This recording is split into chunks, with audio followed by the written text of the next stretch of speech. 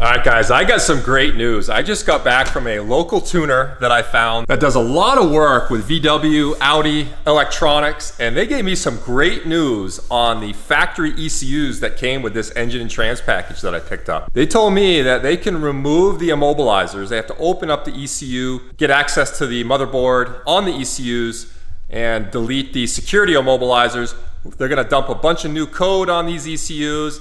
They're also going to delete a lot of the secondary systems that I don't need as it relates to some of the emissions, like the secondary O2 sensors, the air injection pumps, both primary, secondary, a bunch of other sensors that I'm just not going to need. So I'm super excited about that. That is going to save me a ton of money.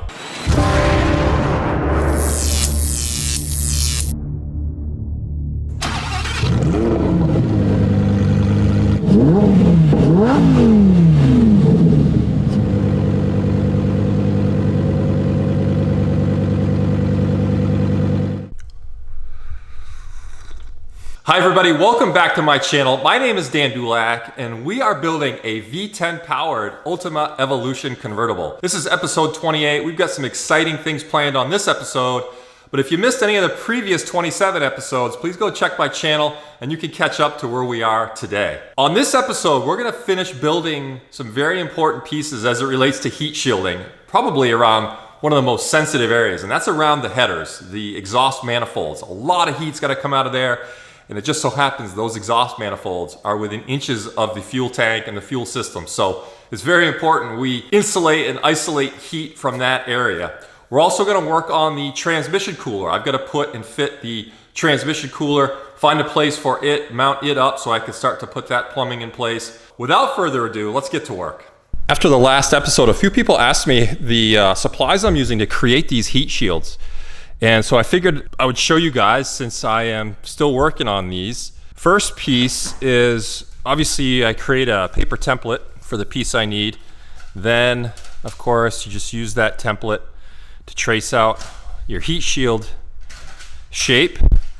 That's one piece, and this first piece I'm using here, you can see it's fiberglass backed with an aluminum top, and then it's got just the cellophane covering up adhesive. So you peel this cellophane off to reveal the adhesive, then you can stick it onto the same shape, just a little bit bigger. It's a little bit oversized. You can see I've got about a 1/2 inch around the perimeter.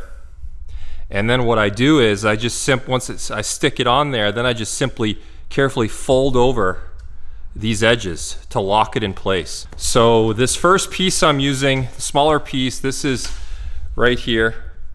DEI floor and tunnel shield heat and sound barrier. And then the unbacked piece, this is just straight up aluminum. This is just some material I picked up from Mishimoto.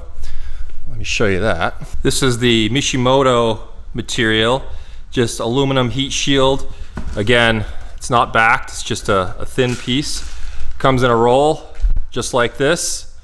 And that's what I use. So I use two pieces together, and it really does make for an OEM style heat shield, but it's still flexible. You can make different shapes, as you'll see what I'm doing here for the exhaust headers, and it will, I think, provide the ultimate heat protection, given it does have a 3/16 inch fiberglass. That's the material, that's how I'm making these things. Let's keep it going.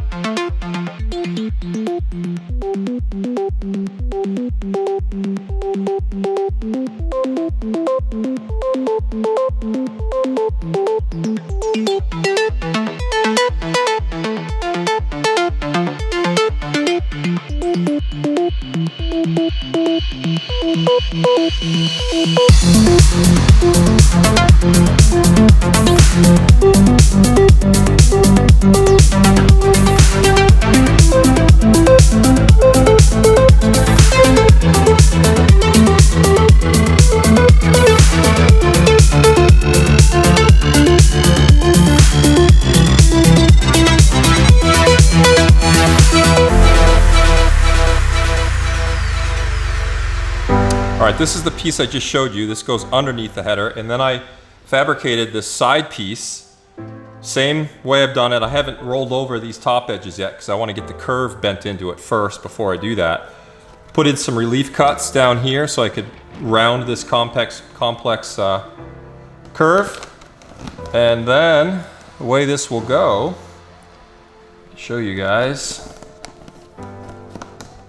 is something like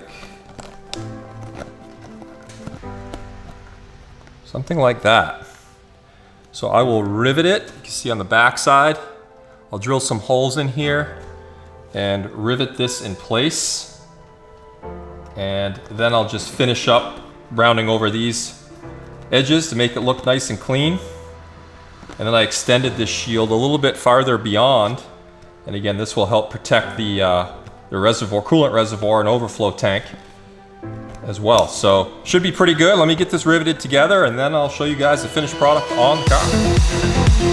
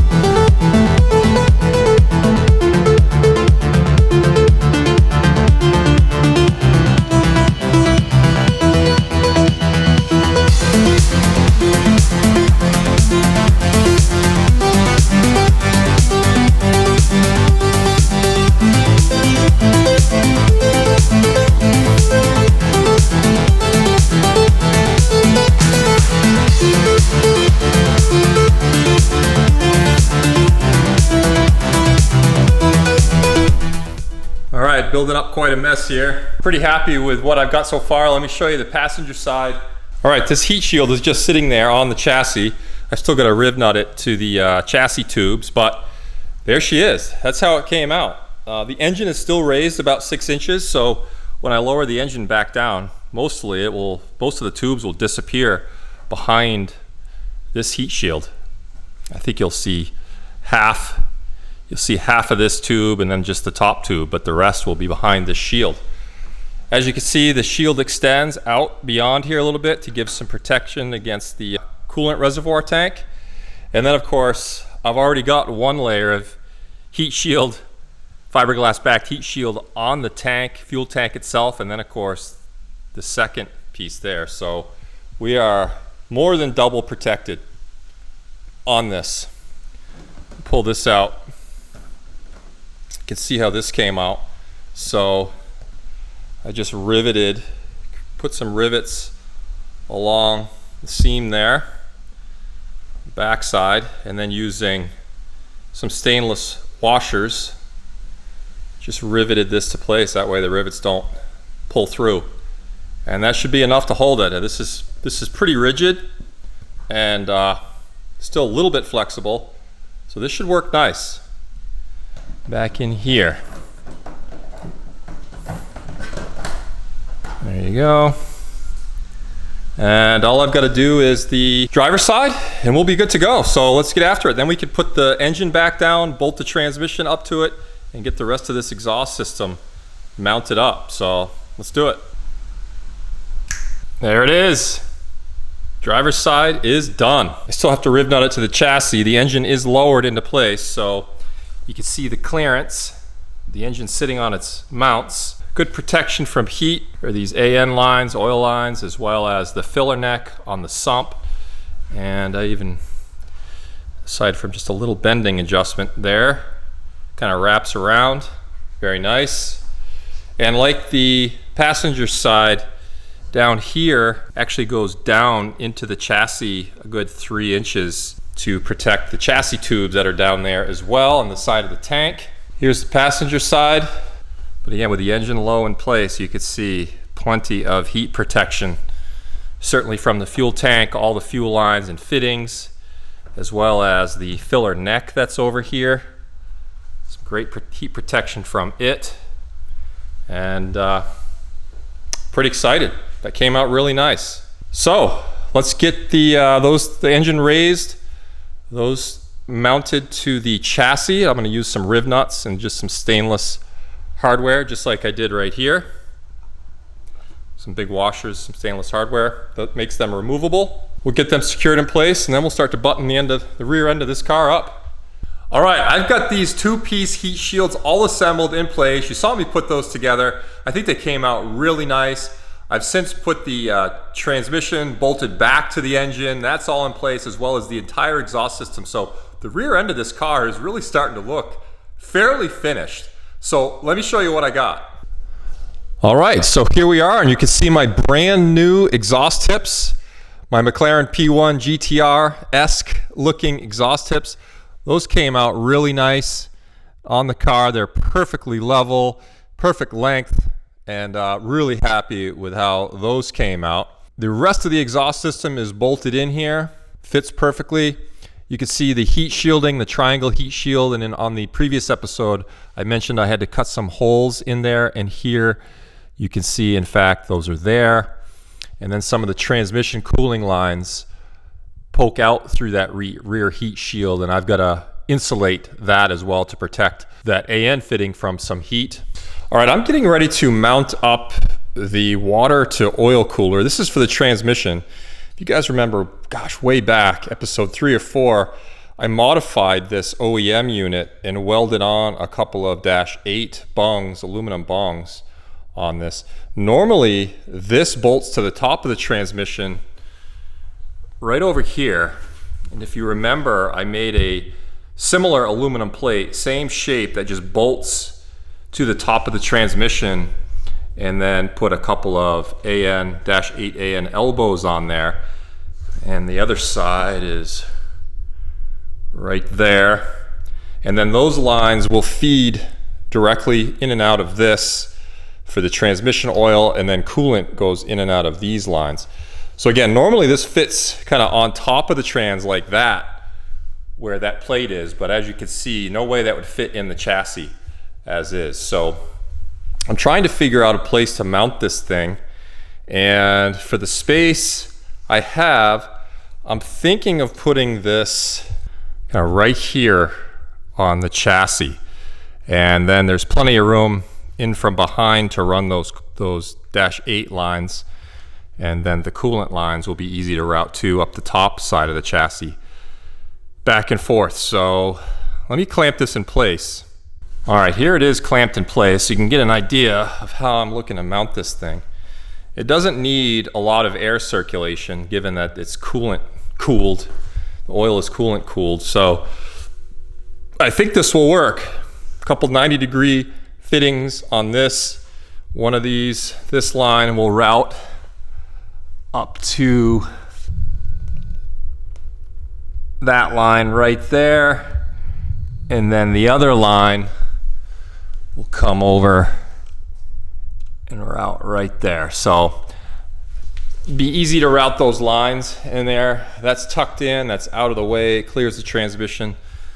Plenty of clearance around the transmission. So I think that's where they're gonna go. And then I think all I'll do is just put a couple of riv nuts on this side and make a little short bracket and mount it to here, and we should be good to go. So let's get after that and get that all mounted.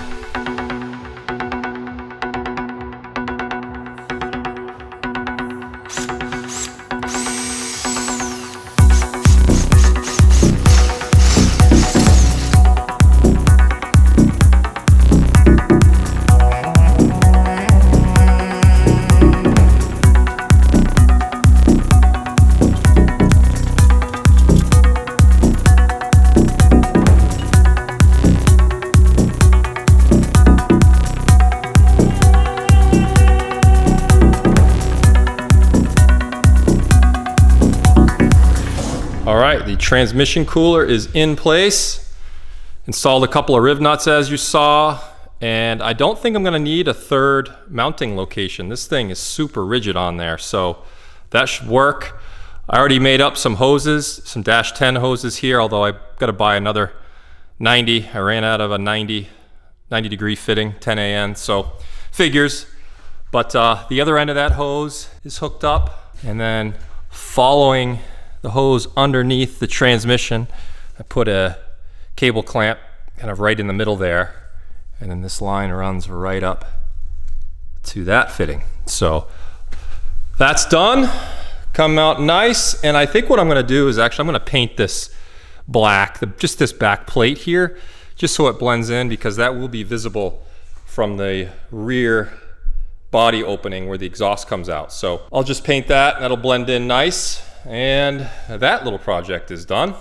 I picked up a couple of parts from Summit Racing DEI heat shield, some more heat shield, but this is a different kind of heat shield that I'm gonna put to protect some of the air intake components for the air intake plenum. So let me show you what I got. Okay, so this is the stuff I got. It's this titanium heat shield or pipe shield, and it's made to kind of stand off the pipe and provide heat protection up to 1800 degrees. Actually, I lied. 1350 degree protection here. So this is as robust of a heat shield as I could find for what I'm trying to do. I've already got one side mounted up. So here is the driver's side, and you can see I'm protecting this pipe here. The catalytic converter is right here beneath the intake plenum, and I've just got the intake plenum mocked up here. I'll talk about that in a second. But here's the heat shield, and as you can see, it's basically has some standoffs built in, and there's a pass-through there, so it kind of stands off from the heat shield to give some air circulation underneath to again provide its shielding protection. So I think that will work. I could also kind of put some heat shielding up on this silicone elbow here. I'm gonna do the same thing on the other side, get that all mounted up, and that should work. Now let me talk to you about the intake plenum setup here. So if you remember, I had these MAF sensor housings. I picked these up off a company online. They're just aluminum. I had them powder coated wrinkle. I've already got the MAF sensors in there. I am gonna have to extend this harness. This harness doesn't quite reach. It's fine on the other side. I put this 45 elbow in here, and then this is where the air filter housing lives. So there's an air filter in here that you could see. There's the filter. So this is kind of a heat shield protection for that air filter, and then I can mount it up and have it just sit, have it fixed in place, sitting just above the heat shield here. And then what I'm thinking of doing is routing this towards the back and out the fender well, the rear fender well, kind of in this direction where these vent slats are. I'm thinking of putting an air duct there so that cool air can be drawn out from the rear of the car. And I have some of this dual ply 3-inch hose here that I can use to extend this out and then make a bend and kind of just come out the rear of the car. So that's what I'm thinking there. And I have these plastic ducts that I found, 3-inch hole plastic ducts. And again, this I'm thinking of having kind of behind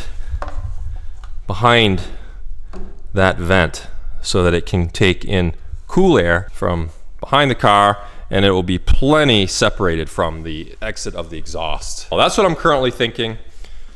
The other options I've been thinking about too is somehow routing this up and taking cool air from the upper side, the top side of the body, which would mean I would have to cut some holes or vents in the top side of the body, but then I'm worried about draining water.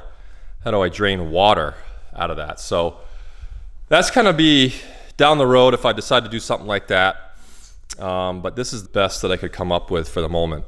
I've also got the water cooler, transmission cooler, the water to oil cooler all set. It's all painted and mounted up with my hoses, my plumbing. So these are the 2 oil lines that come in and out of the transmission, and then the 2 water lines here. And then that's all routed to the right side of the engine and transmission here. And then I'll get underneath and show you what it looks like underneath, because that's where most of the plumbing is.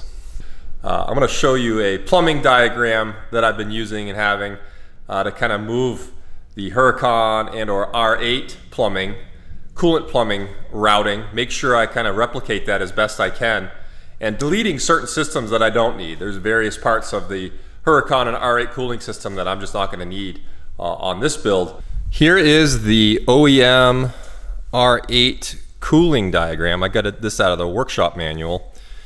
So this is the entire diagram. You can see the engine, all the various oil coolers, water coolers, the main radiator cooler and secondary radiators up front and so forth, the reservoir tank there. I basically took this diagram and had to kind of reverse engineer and figure out what was what, and then figure out what I need to migrate or build into the Ultima. So here is an updated diagram, simplified a little bit. You can see here this dotted line around the box. This is all internal to the engine. So basically everything here is already in the engine. I just have to worry about, you know, what's coming in and out of the engine, like the main thermostat and so forth. So I have successfully put this in place. I've got my overflow tank, the transmission cooler, the air to water cooler, as well as the oil to water cooler that I just showed you, and then the main radiator with its two fans up here, and then the heater core that I have in the cockpit. So also there is a auxiliary water pump here. That's an electric water pump, sometimes called an aftercooler pump as well. So that will run when you shut the engine off and circulate coolant through the whole system to help bring the heat down in the engine and so forth. So that I also incorporated, that I'll show you as well. So that's the after, that's the before. So a few less lines, a few less components, and for me, in my head anyway, this was critical just to give me an idea of what I had to build here. So let's get under the car and I'll show you what this looks like. All right, let's get under the car and I will show you what some of this plumbing looks like. All right, the first thing that we'll see, and I've shown this before in a previous video, the dash 16 oil supply line that comes out of the sump. And then of course I had to make somewhat of a loop here so that it would feed into the main oil intake on the engine. You can also see a bunch of plumbing up in this area. My heater, the T fitting I made in the last episode is there and all plumbed in, as well as the oil thermostat is up there, all plumbed in.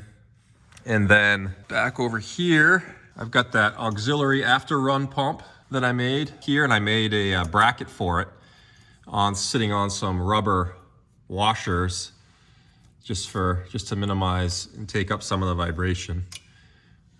So this actually feeds water into the engine and then takes it out from the rest of the system and pushes it through. A couple of T-fittings here, and again, a lot of this routes out to the transmission cooler, feeds the transmission cooler, the water to oil cooler, the air to water cooler, and then another T-fitting, and this routes up to the coolant reservoir there, and then this will be the final fitting. I just got to order one more fitting, and this routes to the other side of the air to water cooler for the transmission. So pretty clean down here. It's kind of nice because this all fits again between these chassis rails, because I am going to do a kind of a skid plate under here and cover all of this up, all the way from the seat pans all the way back. I'm going to cover all this up. All my ECU plugs are just dangling here. I've got my ECUs off to get immobilizer removed and recoated and so forth. So, but other than that, it's pretty clean under here. Pretty happy with how all this stuff turned out, and we're getting close to getting the underside of this done.